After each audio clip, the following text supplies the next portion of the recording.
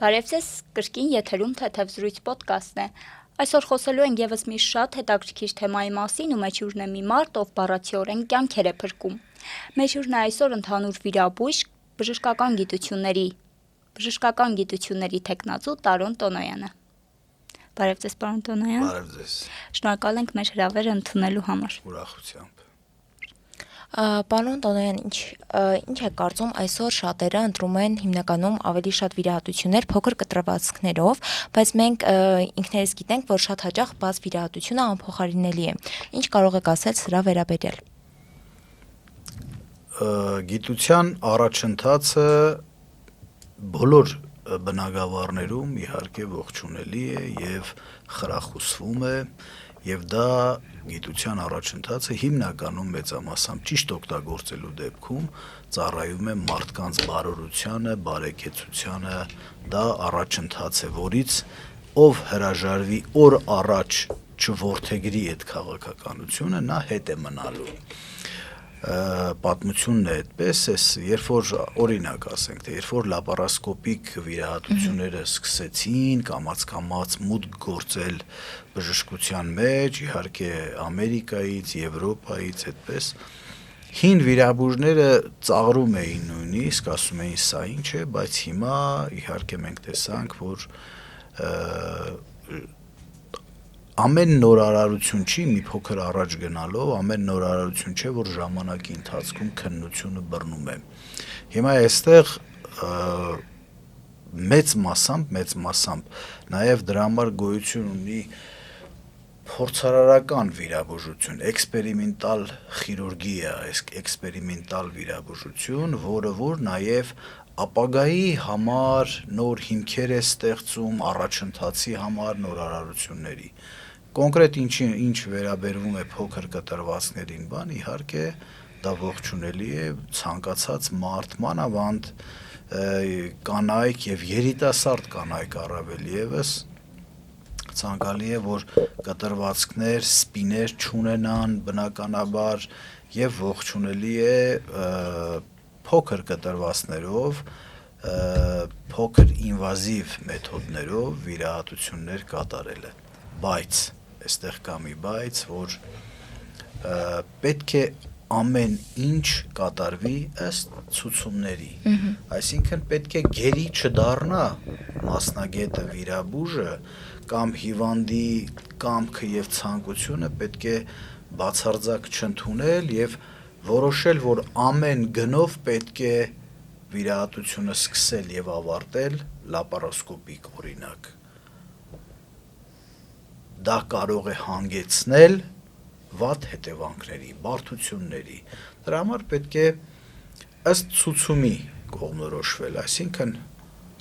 ցանկալի է լապարասկոպիա, ի սկզբանե բաներ կա, որ արդեն գիտես, որ սա լապարասկոպիայի բան չի կարելի ուղղակի բան։ Իսկ դրա դասակարգումները հստակ կան,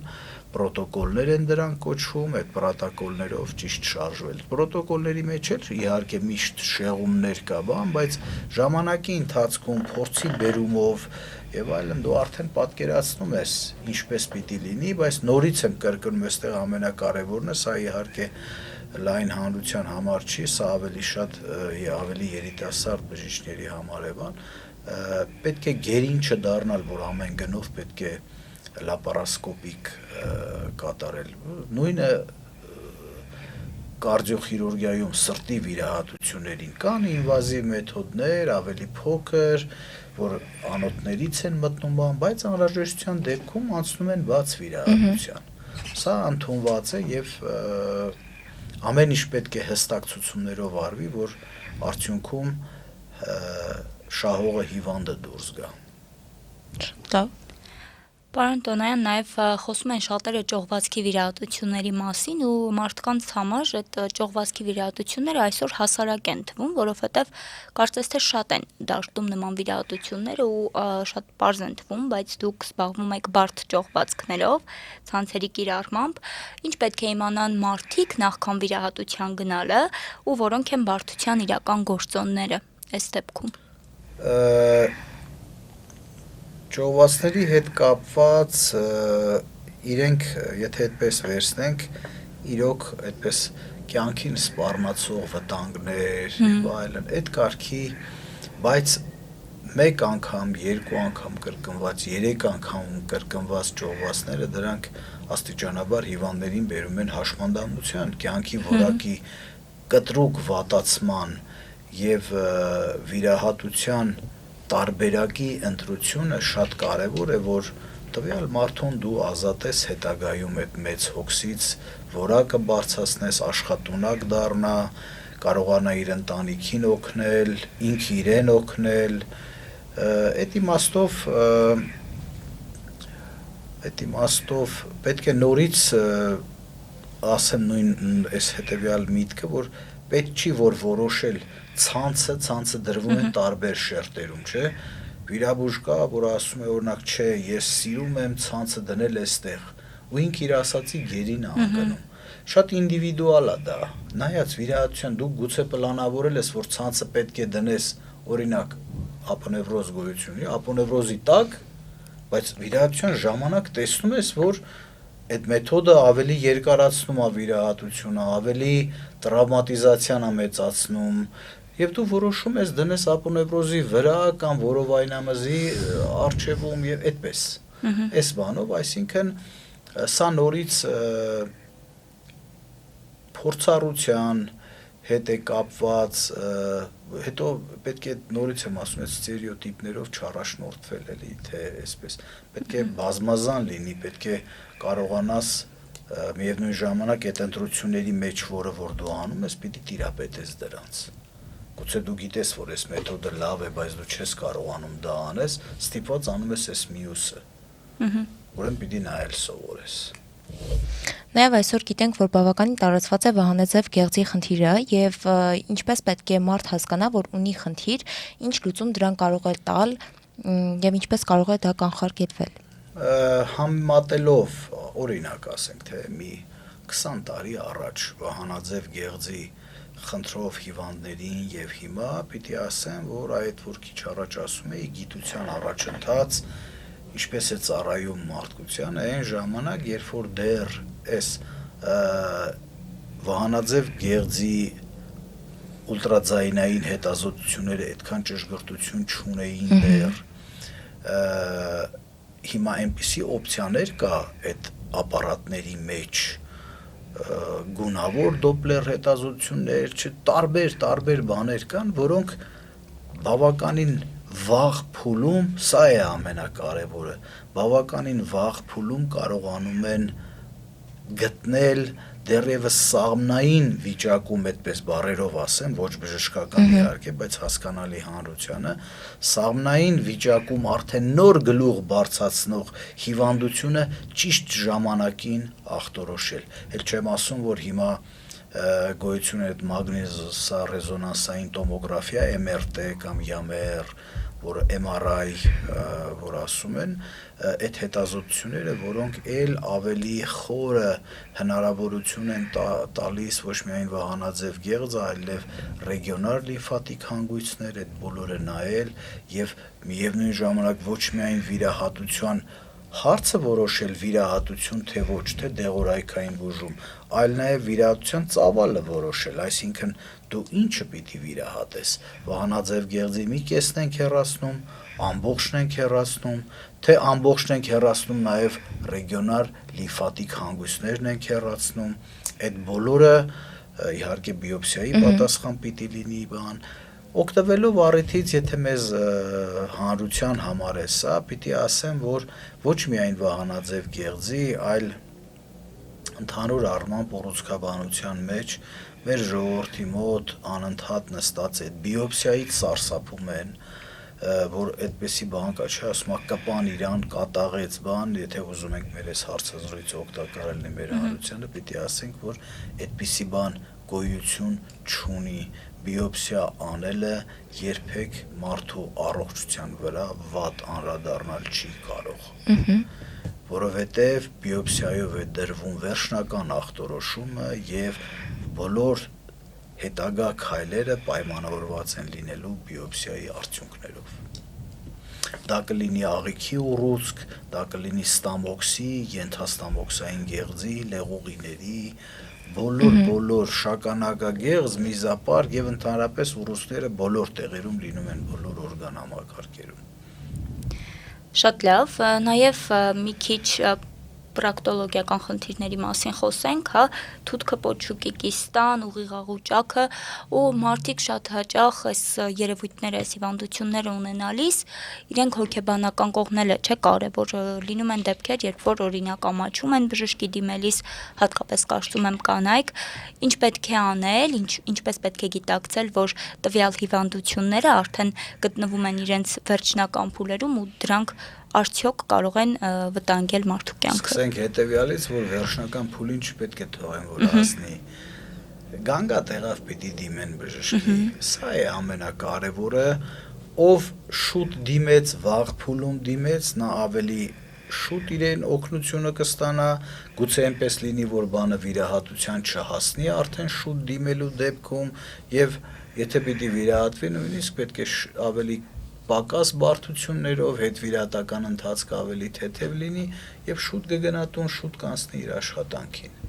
Հիմա կոնկրետ է ձեր թվարկած նոզոլոգիաների հետ կապված, մանավանդ հիմա հետանցքի ճաքի հետ կապված, թութքի հետ կապված, խուղակների հետ կապված, բավականին ժամանակակից լավ սարքավորումներ կան, ժողովուրդը միայն լազերի մասին է լսել, բայց կան տարբեր լազերի տարատեսակներ, բաներ կա, որ փոխարինող դրան ուրիշ գործիքային սարքավորումներ եւ այլն, որ չափազանց հեշտացրել է եւ հիվանդների կյանքը եւ վիրահատող բժշկի։ Ինչպես արդեն դուք նշեցիք, լազերային կամ առանց վիրահատության բուժման մասին շատերը խոսում են, բայց այսօր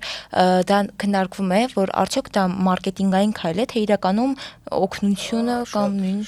տալիս է։ Մեկ այնպիսի բաներ են գալիս, ասում լազերով կանեք, որ զգում ես, որ զուտ, բայց գալիս են, չեմ ուզում վատաբանել երբեք, դա իմ ոճը չէ, բայց գալիս են մեկ ուրիշ տեղից, ասում են այնտեղ ասել են լազերով կանենք, դուք ունեք, որ անեք։ Ասենք թե պոչուկի կիստան ոնց կարելի է լազերով անել։ Դա անհնարին է, չէ, չի լինում այդպիսի բան։ Այո, կա այդպիսի բան, որ մարքեթինգային եւ այլն դա այսօրվա մեր ամենացավոտ հարցն է։ Այս հարցերն են, որ այսօր շատ պետք է պետական մոտեցում լինի, աջակցություն լինի,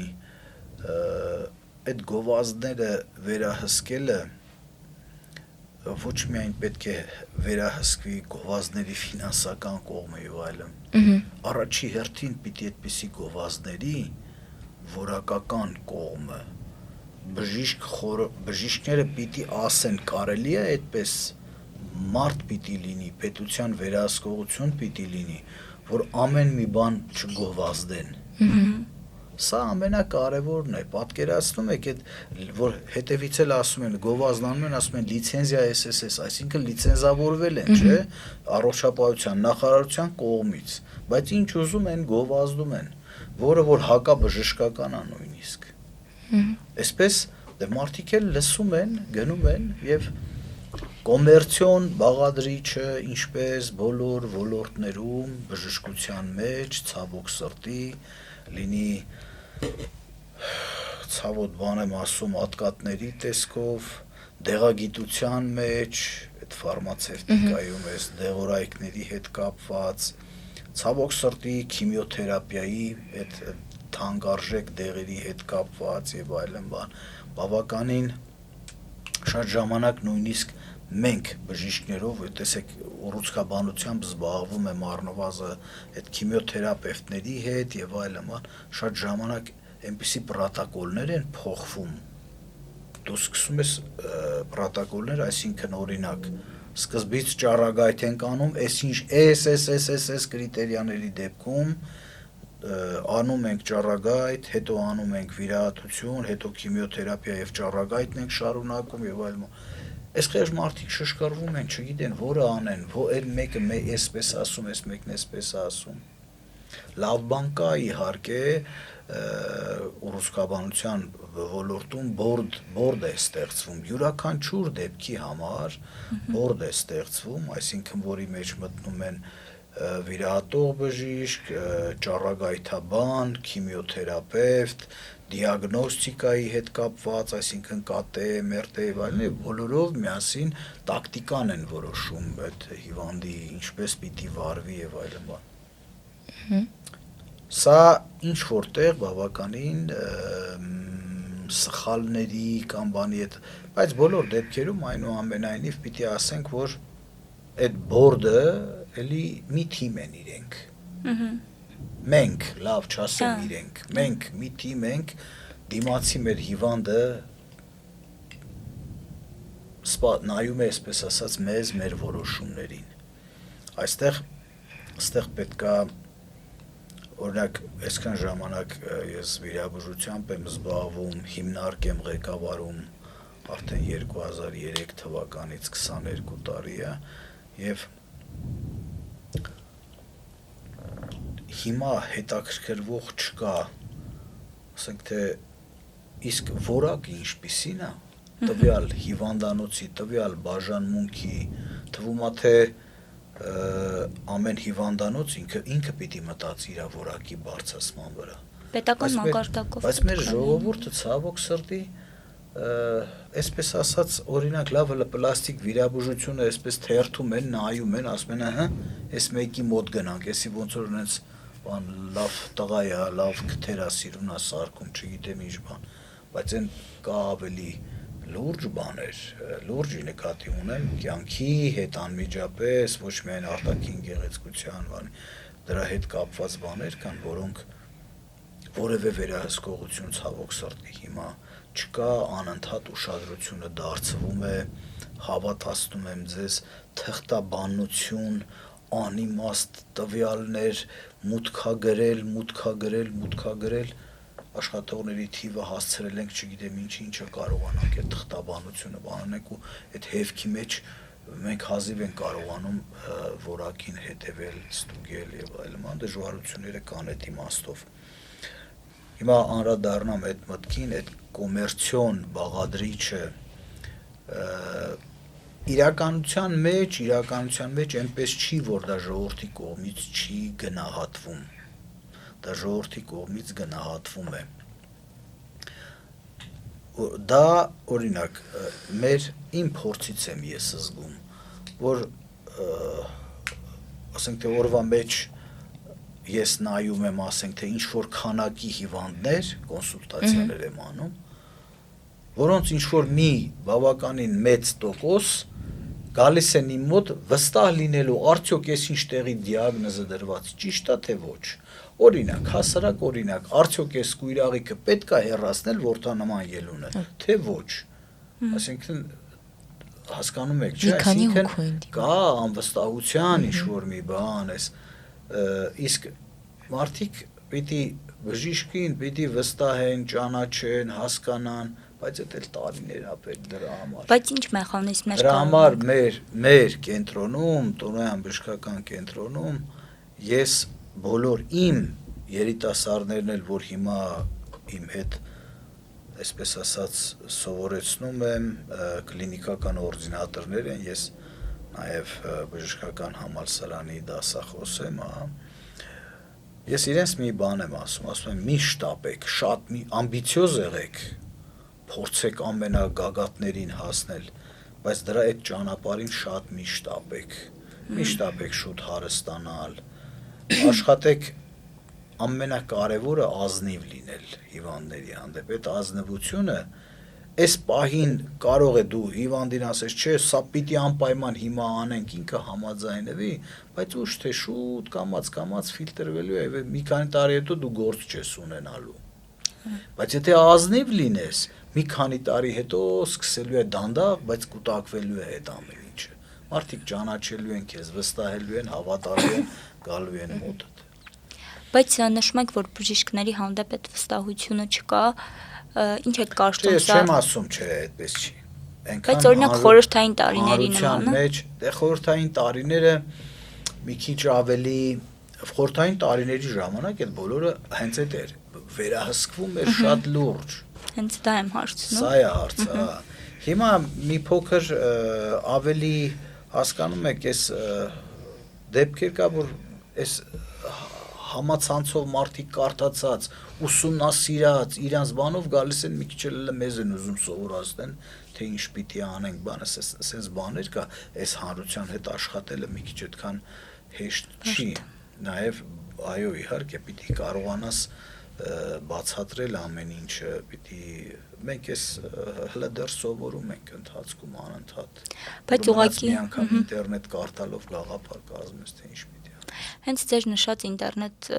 ինտերնետին հետևելը դարձել է թրենդային մոդայիկ ու մարդիկ այսօր շատերը ընդհանրապես կուրսեր են վերցնում, 3 ամսյա դասընթացներ են վերցնում,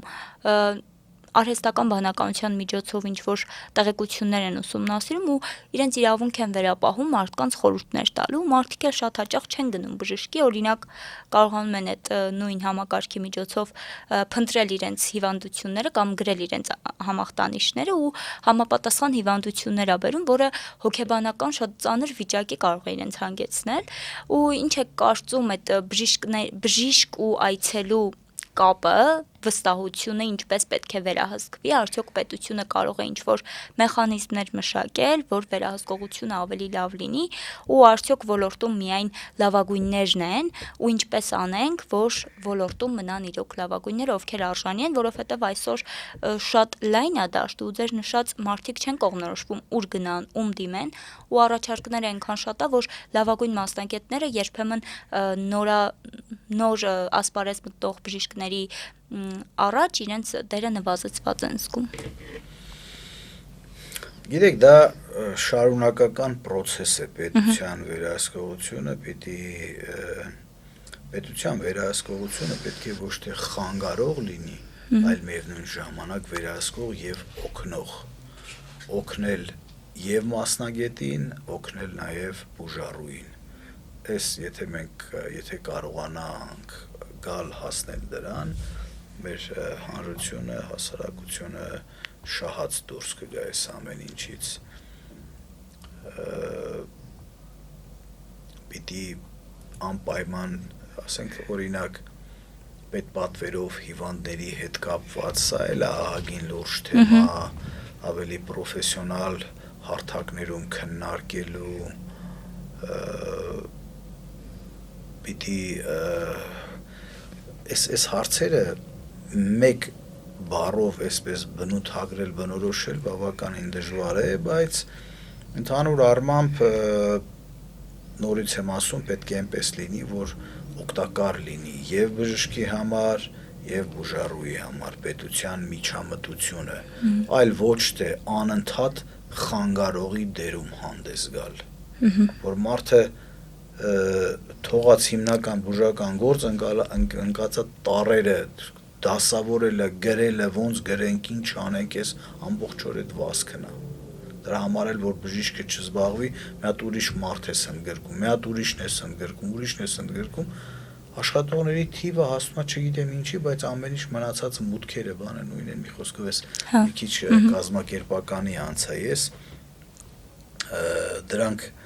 ճիշտ է, ասենք թե թվում է թե հա ինչ է, այս աշխատատեղ ունենալը բան, լավ է բան, բայց կամաց դա բերում է նրան, որ եթե պակաս եկամտաբերությամբ աշխատեն բան, կարող է այդ բաները սկսեն փակվել։ Եվ կփակվեն ոչ թե մեծ հիմնարկները, այլ առաջերտին փոքրերն են փակվելու, որոնք բավականին ճկուն մրցակցային դաշտ են ապահովում։ Մեկ օրինակ ասենք թե ինձ է դա վերաբերվում, մեր բուժկենտրոնին է վերաբերվում։ Այդպես։ Շնորհակալություն։ Նաև ինչ կարող եք խորհուրդ տալ այն մարդկանց, ովքեր հետաձգում են իրենց առողջական խնդիրների լուծում տալը եւ կարծում են, որ վաղը կանցնի այս մտածելակերպով ապրում են։ Այդպես է, երբեմն ցավոք սրտի նույնիսկ, ասենք թե օրինակ, կարամ ես էլ այդպես լինեմ։ Ինչ խորհուրդ պիտի տամ, ասեմ այդպես մի եղեք։ Շուտ դիմեք բժշկի հետ պիտի ասենք, որովհետև ով շուտ դիմի նա է շահողը։ Ես ամեն օր եմ առնչվում դրա հետ, գումար չունենալու պատճառով, ասենք թե եթե դիմում են 7 օր հետո իրենց ցավերը սկսելուց